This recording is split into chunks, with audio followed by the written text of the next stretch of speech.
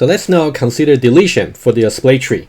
So we want to set it up in a very similar way as before in the previous tutorial video. Let me set up the tree and then let's do the insertion as we did, and then we'll have the same resulting tree, and then we'll do the deletion from there. So let's now, first of all, let's do 50, 90, and then 10, 30, 60, and then 80, and then we got 20, and then 70, and then we got 40 over here. Okay, that's how we started with in the previous tutorial video. And remember what we did last in the previous tutorial video was we added 100.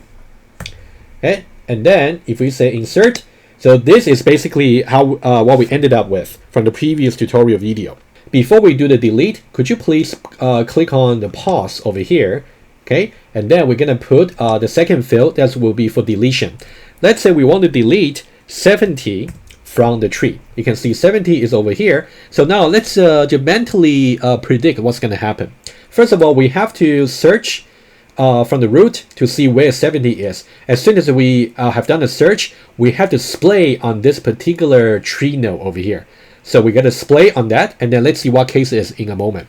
So once we have done the SPLAY operation to really promote this to the top, to be the root, right? It might take as many iterations as it should take in general.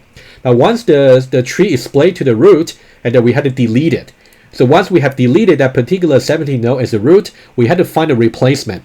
To find a replacement, we should find the largest node on the left subtree of that particular new root, and that will be somewhere over here. Once we find that particular node, we have to again to promote it all the way up to as the new root, and the way we promote it all the way up is by another SPLAY operation. Okay, that's why you mentally should really have some plan about, and that's also briefly outlined in the instruction. So why don't we try that? Okay, so now let's say we want to delete 70. Let's do step by step. So now it tells you we're going to delete 70, right? So let's say step forward, and then you say finding 70 from the root. Okay, so now let's start from the root. And then 70 is less than 100, so now, okay, we find the root. So once we have found it over here, we are going to actually, since it's actually like a result of the search, so we had to split it all the way to the top. So remember, every time if you got any subroutine as a search, you have to do a SPLAY. Okay. So now, in order to do it, we have to identify. We have to SPLAY the found node to the root of the tree. So the found node is actually 70, right? So let's identify the case. So you can see in this case, it's parent. You only got a parent. There's no grandparents. Okay. So now it seems to be a zig case. Let's now switch to the iPad and see how we can perform this zig case. Remember, this is N and this is NP. Okay. So now if you see over there, that's exactly how we set it up. So this will be N. This will be NP. Let me write it down quickly. So this will be N and this will be NP. And this will exactly match the zig case number 2. Okay, you can look up your manual. And in your manual, we simply say the green one over here is simply the left child of the blue one over here. However, in general, as we said in the instruction, you should always think about a symmetric case where the green might be the right child of the blue. Okay, but it's not the case here. But you should really think about it when you program. So now, in order to do this, we have to identify again the subtrees for the green and also the blue. Okay, let's do it quickly. So hopefully after several practices, you'll now be more fluent on that. So now this will be the left subtree over here. This will be the right subtree. This will be the right subtree of NP, right? Let's call this T1 over here, T2, and also T3. Obviously, the in-order traversal will give you T1 followed by N, followed by T2, followed by NP, followed by T3, right? You can see T1 followed by N, followed by T2, followed by NP, followed by T3, right? Exactly this. So now, what would be the result? So now the result would be simply this. This will be a subtree. This will be another subtree. This will be just another subtree. You're going to follow the order T1, T2, T3. So you can send me T1, over here T2, and also here T3. Okay, so now let's just verify the in-order traversal of the two trees, even though they're structurally different, but they have the same in-order traversal sequence. So T1 over here, T1, followed by N, and then followed by T2, followed by T2, followed by NP, followed by MP, followed by T3, followed by T3. So the in-order traversal of them are exactly the same. Okay, so now that's pretty good. So now, in order for us to do this, back to this particular tree, so now we just have to identify T1, T2, and T3. Let's do it. So let me just color that over here. Let's say this orange one is T1, okay? And then this pink one over here is T2. What about T3? T3 over here is simply nothing, so just empty. Okay, let's not worry about T3 then. So again, whenever you do rotation, you have to swap the parent and child between N and NP, as we have seen. So I would say we simply move this guy over here a bit, and move this guy here a bit. We'll put it back. And what I will do is I'm just going to erase the arrow over here, and then I'll put it back a little bit later. Okay, I'm going to swap. So now N is now going to become the root over here, and 100 is going to become the child over here. And then let's connect them. Okay, so whenever you connect, you should think about programmatically how you can set the pointers accordingly. And then we're going to put over here. So we have done. Oh, beg your pardon. So what the way I should have set up will be like this. It should be Tn and also Np. Okay, so what I should have done is this. So N here. Okay, you gotta follow exactly the procedure. Okay, so now this will be Np. And so now I'm going to build this particular relation here. So now it's going to be over like that. Okay, so now I'm going to follow T1, T2, and T3. T3 is empty. So now T1 is still going to be over here. Let me just move it. So that'll be T1 over here. So T1, what about T2? T2 is now going to be the left child of the blue. So now T2, which is pink, will be over here. Let me just move it here. Okay, so now this will be T2. So let me just put this guy here a little bit to the right. Okay, and then so that I think that'll be a little bit better. Okay, so now we have this right child over here, and this is its left child. Okay, so that's really after we splay on 70, right? So that's the result. Let's verify this with the web tool to see if that's the case. That's only stage number 1 for our delete. Okay, so let's see what's happening here. So now if we say step forward, it's simply going to do this. Okay, so now you can see. So now we got 40, 20, 10. You know, that's a T1. Okay, and then we got 190 and 80. 190 and 80. Okay, so that's stage number 1. So let me put it down. So that was really just the stage number 1 for your deletion.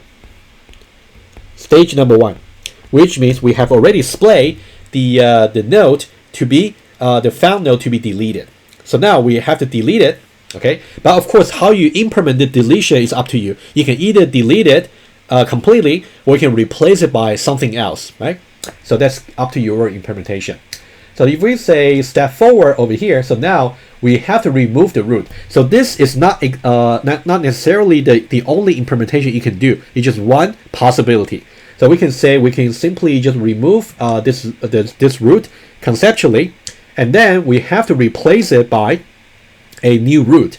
And in order to maintain the search property, the new root must be the largest node that is actually smaller than the root. That's one way to do it. You learned about it in your previous data structure course about binary search tree deletion. So I'll leave that to you. Okay. So now what we will do is we're going to say step forward. It's not just going to remember the root that used to be here. We simply go to its left subtree and find the largest element over there. We also call that the predecessor in the in-order traversal. Okay, if you got any trouble with it, you should speak to me. Otherwise, I will assume you're okay. It's something you learned from the previous course. Okay, so we say step forward. So now we have it. So this is really the maximum because we cannot go to the right any further. Okay, so now we're just going to it says splay the largest element in the left tree to the root. So this is the largest element. We're going to splay this all the way to the root. Essentially, we're replacing the deleted root with this particular largest element here. Okay, that's what we're doing.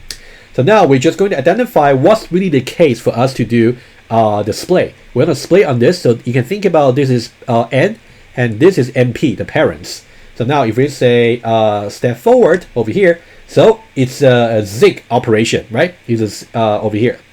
N and NP. So we're going to switch to iPad and see exactly how we can perform this zig operation.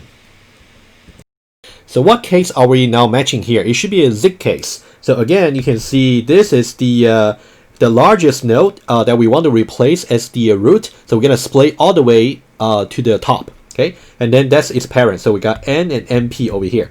So this one actually matches the case number 2 for the splay operation, the zig, okay? Again, you might think, oh, but in this case, green is actually the left child of blue. And look back to your instruction over there. I said symmetrically, you should also consider that the green might also be a right child of the blue in general. So you gotta do symmetric operation. Okay. However, in this case, since it's only a single rotation will be triggered, so this matches very well with case number 5. You can also see in your manual. Okay.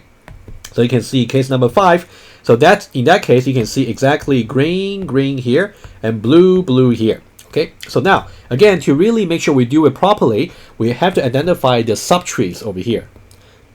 Now, this will be T1. This will be, even though in the example it's empty, but it should be T2 in general, also T3 in general. In order traversal should be T1, followed by MP, followed by T2, followed by N, followed by T3. Okay, we've done this many times already, so I don't need to verify again for you. Okay, so now you can see T1, MP, and also T2 and also T3, right? And now how does it get transformed by doing the rotation? So what we'll do is, so now you can see T1 followed by T2 followed by T3, right? So this will be T1 over here, and also T2 and also T3. So that's a general pattern case. Okay. Again, I assume that you learned about this rotation possibly in the AVL tree in your previous data structure course. That's why I'm doing this a little bit faster. Okay, but hopefully that already give you enough brush up. Okay, so now let's take a look at how we can do this rotation here. Okay, so now for this particular case, we have to know which one's T1, which one's T2, and which one's T3. Okay, so now let's color them. Let's say here, let's say this guy over here is T1, okay?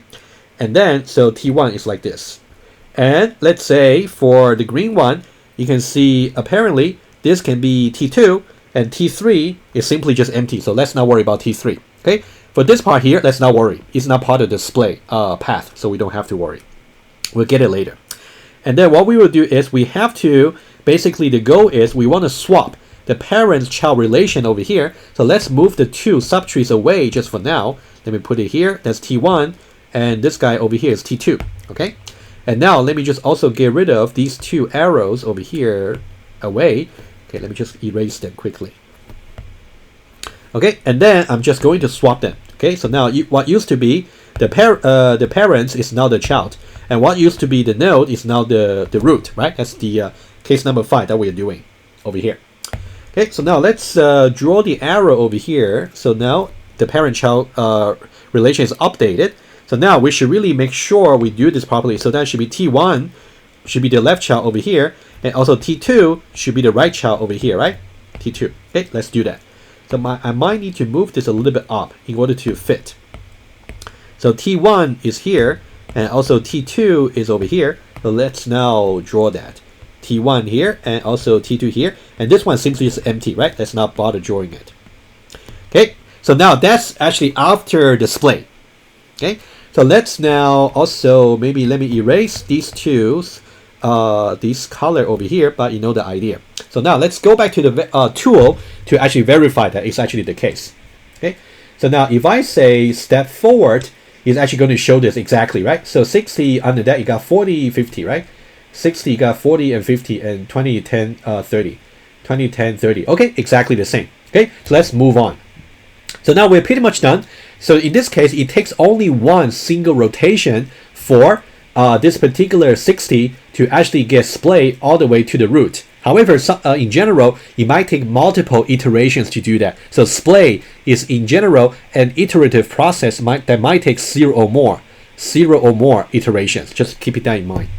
Okay, so now what's to be done is you can see this will be the new root, and it just doesn't have a right child, so we just gotta attach this particular subtree to there. Okay, so now let's just do that from the iPad, and then we'll verify that by the tool.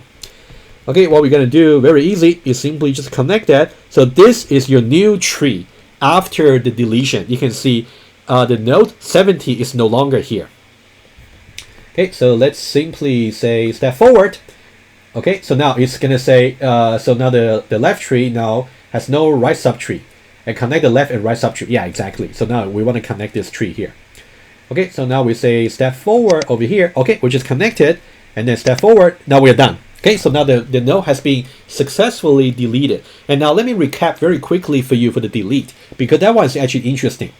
In order for you to do the deletion from the SPLAY tree, number one, you have to do the SPLAY on the found node for deletion, stage number one. That's what we did, right? Over here, in order to delete 70, you first of all need to find it and split it all the way up to the root.